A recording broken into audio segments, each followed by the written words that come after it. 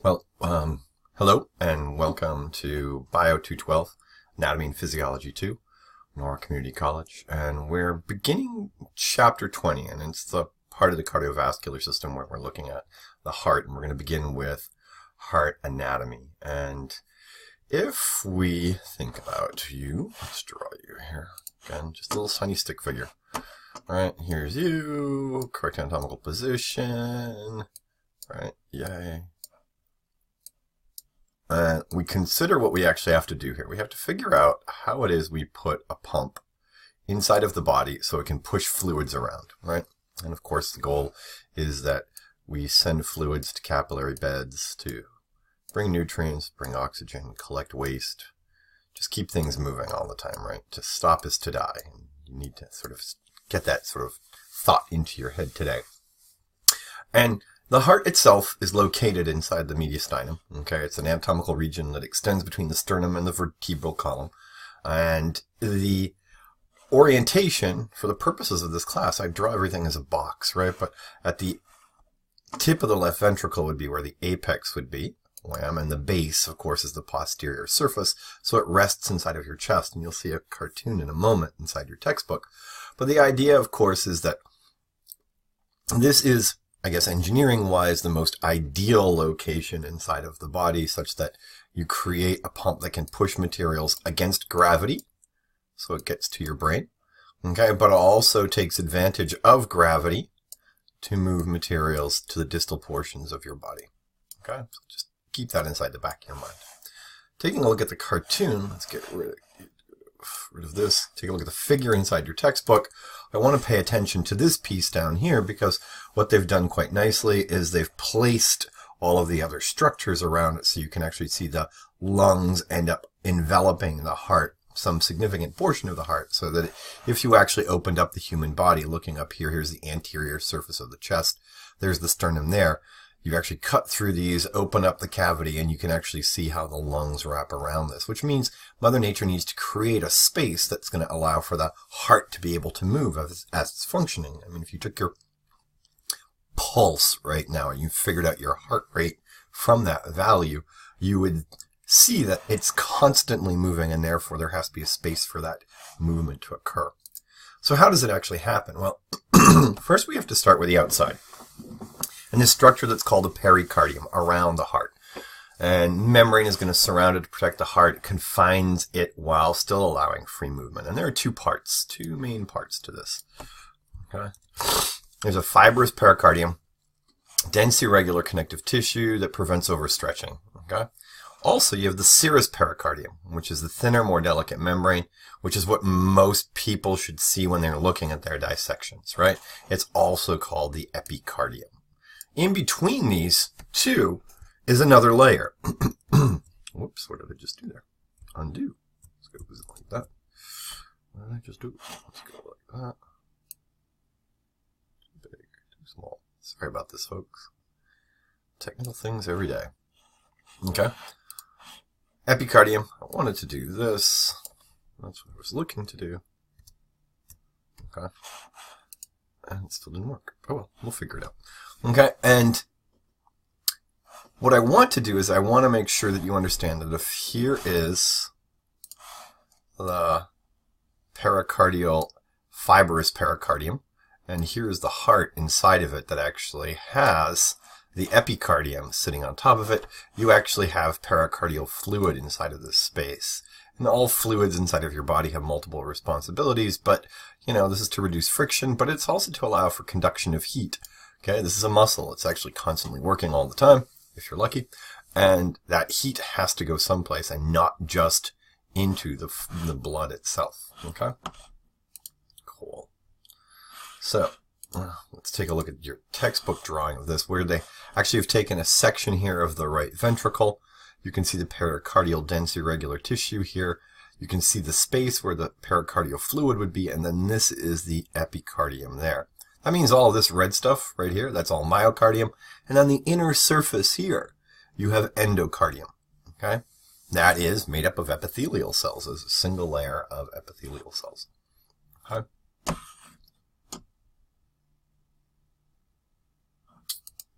as I just mentioned, you have 3 layers to the wall. You have that epicardium, okay? You have the myocardium, and then you have the endocardium. There isn't anything wildly unexpected in any of this, right?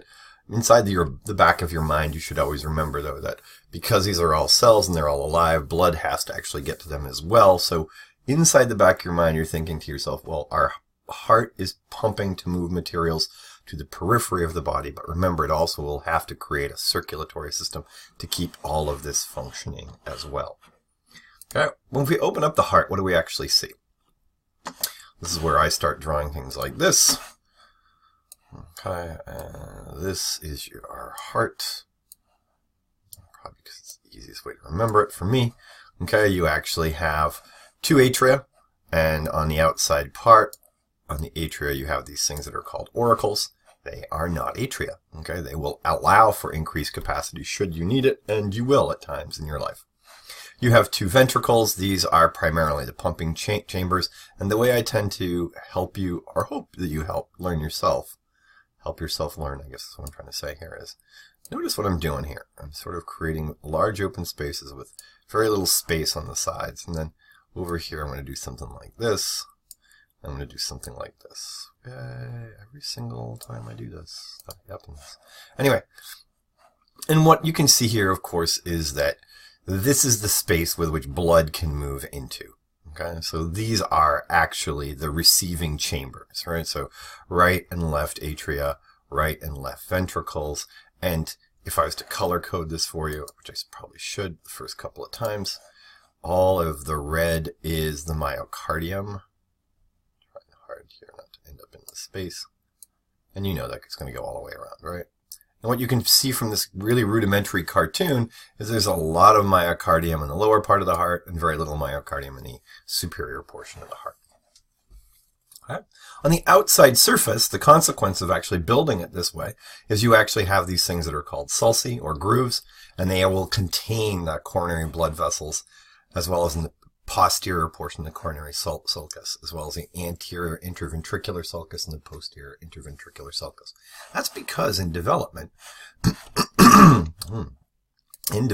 what actually happens is you start off with 2 tubes. This is what your circulatory system began with. And if you remember, think all the way back to, say, the yolk sac and where we actually started building vasculature. It comes into the body and it comes in as 2 tubes. And these actually just turn around one another. They twist. Take your 2 fingers together, twist to the right or twist to the left, makes no difference. You can begin to see what happens. And as they twist, they now change the amount of cellular growth around that twist. Okay, let's get rid of this. Let's go to this here. And this is a cartoon. This looks like very much like some of the models we actually have inside the lab. They have overdeveloped imagination with adipose tissue here and vasculature and all of that. But, you know, definitely compared to your models. But here's the base of the heart underneath here. Here's the apex of the heart. Here's that anterior interventricular sulcus we were talking about. You can also see the traveling around the side. Here you have the right coronary artery, which means on the left side, there should be the branch of the left coronary artery. The way this works is really quite simple. Your coronary circulatory system feeds your heart first before anything else inside your body. And here's our left auricle of the left atrium. And you'll notice that that left coronary artery actually comes out from underneath that. Same thing over here. The right coronary artery erupts or exits from underneath the right auricle. These large vessels that are stemming off and moving are transporting blood through the body. Okay, in red we'll have our aorta, and here's the arch of the aorta, and in blue will be our pulmonary trunk. And that gives you some suggestion as to what's being transported. Here, of course, is oxygenated blood, which will be transferred through the rest of the body, and this is deoxygenated blood that's going to your lungs. Let's think about the adipose tissue here for just a second. It has not only a cushioning responsibility, but you're going to learn later on that triglycerides are very important to heart function and heart biochemistry. Okay. So, how does it all work? Here's a quick drawing of our heart. Yay! Heart, again, 4 parts, right? And in blue, you're going to see the blood enters in. What's going on here? Blood enters in from superior vena cava, enters in from inferior vena cava, and also enters in from the coronary sinus. So this is one of those little tiny holes that was on the right atria of your heart. So you have three populations of vessels that are returning blood to the right atria. Okay. It also has within it the fossa ovalis. That fossa ovalis is the septum that closed at birth from the foramen ovale, right? And which would, at least in utero, okay, you could allow for blood to pass between these things. Now, because it's closed, you can't do that. What's going to happen, of course, is blood's going to pass through our tricuspid valve. 1, 2, 3. I just put 3 here to remind myself that it's called the tricuspid valve. It's also called the right atrioventricular valve. So blood passes from here and into this space here and will ultimately exit through that pulmonary trunk to go to your lungs. With me? Cool. Let's go to the right ventricle, which was down here. Get rid of that. Go over here. Inside here, things become a little more intricate, right? So I'll slow down a little bit and tell you the bottom part, making up the anterior surface of the heart, has within it trabecular carneae, and these are ridges, okay, that are raised by bundles of muscle. You're actually bundling all this muscle together to actually make it a little bit stronger. And what's going to happen is that tricuspid valve is going to be attached by chordae tendineae to these things that are called papillary muscles. So let's just underline that for you. Okay, you actually have an interventricular septum which separates the right and the left ventricles, and blood leaves through that pulmonary valve or pulmonary semilunar valve. Depending on which part of your textbook you're reading, they'll use one or the other of each of these words, right? So that gives us a pretty good idea of what's actually going on. Now let's think about the left atrium. So let's just go right here. It's about the same thickness as the right atrium, which means it was really thin. Do a quick cartoon for you just to remind you, essentially the way that you want, I'm hoping the way you want to think about it. Okay, especially as you're trying to figure out how all of this is going to work. For now, our heart turned to blue. Don't let that confuse you. Remember, the thickness is going to be about the same.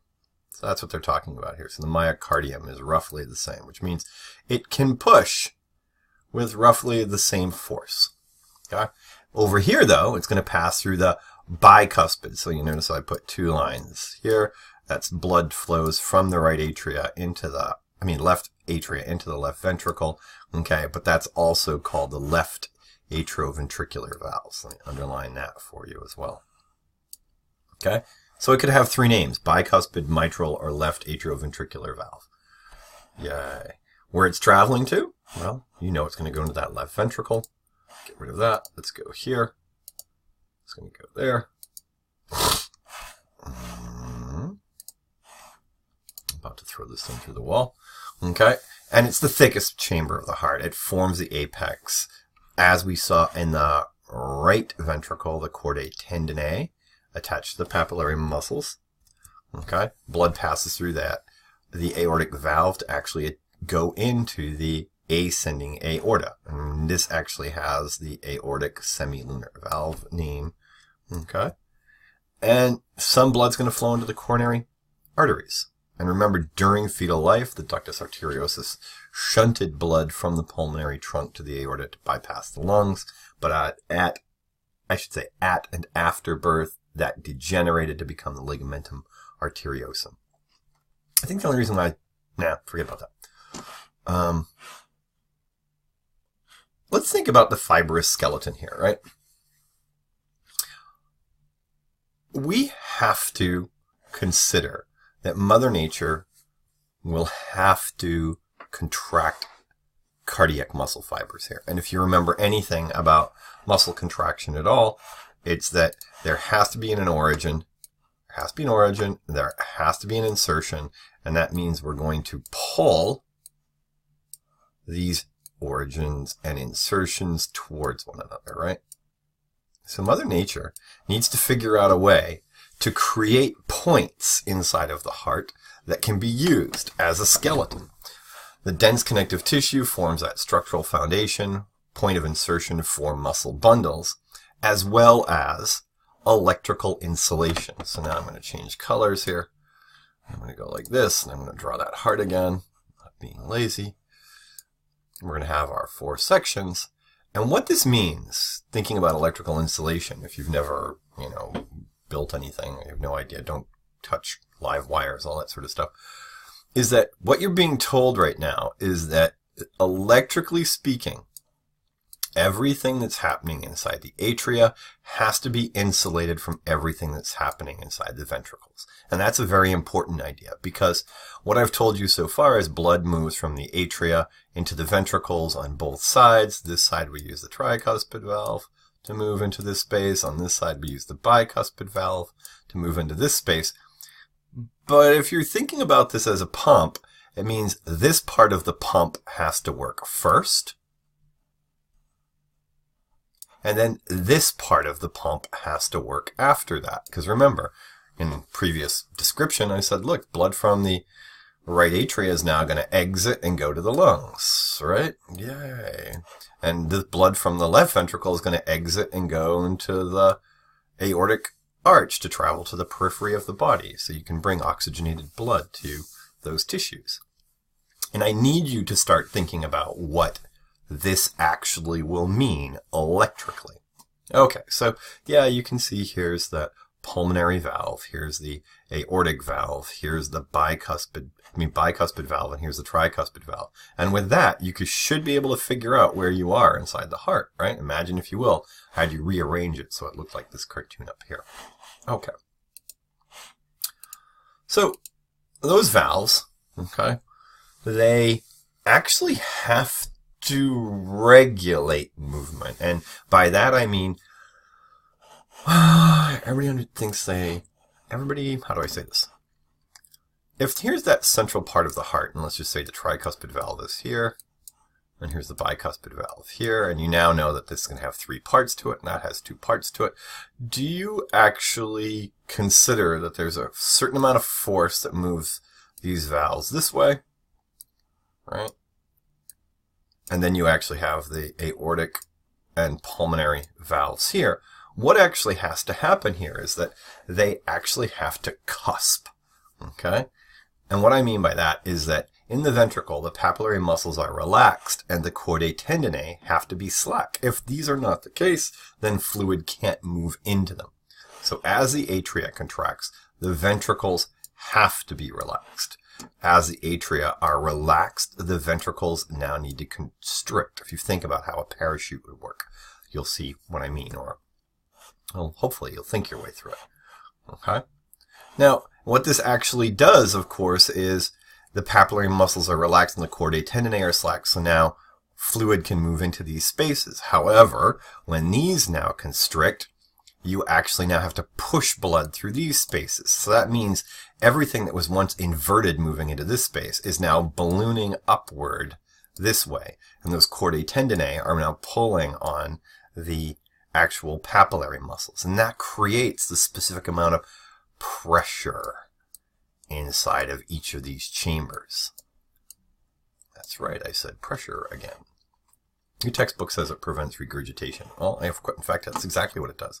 If you have prolapsed valve or something like that, the regurgitation is the cavitation of the fluid here, and it will eventually move backwards, and you never want that to happen as best you can help it. Okay? So, finishing up here, let's think about what the pulmonary circulatory system is. So I'm going to move right over here to the actual cartoon you see inside your textbook. And your pulmonary circulatory system, of course, is going to be a portal system. Portal.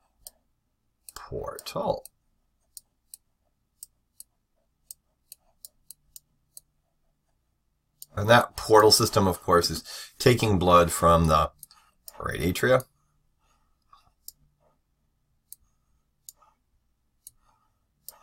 to the right ventricle. Pulmonary trunk now sends blood over here, okay, to your lungs, sends blood over here to your lungs, and then in red, let's make sure you get this, red, we're going to take oxygenated blood back, okay, and back has to go to the left atrium. that's where the vocabulary changes, right? And that's really all I want you to pay attention to here. As the pulmonary valve exits, it's going to travel through the pulmonary trunk, but as it approaches the lungs, we now rename it pulmonary arteries. So it's carrying deoxygenated blood. And then the last idea here, of course, is that oxygenated blood returns now to our right atria using pulmonary veins. Okay, so this is our third major portal system if you consider the fetal structures, right? So I want you to pay attention to the fact that really this is just a nomenclature thing, and don't get tripped up by it. And we'll see in a second. If we're looking how actually all of that gets into the right atria, we have superior vena cava, inferior vena cava, and coronary sinus. I pointed those out to you before. We exit through that pulmonary trunk that then become the pulmonary arteries. Because you inhale and exhale, we now have oxygenated blood traveling via pulmonary veins to actually get to that left ventricle that will ultimately get to the outside or periphery of the body. That's a pretty good place to stop. Okay.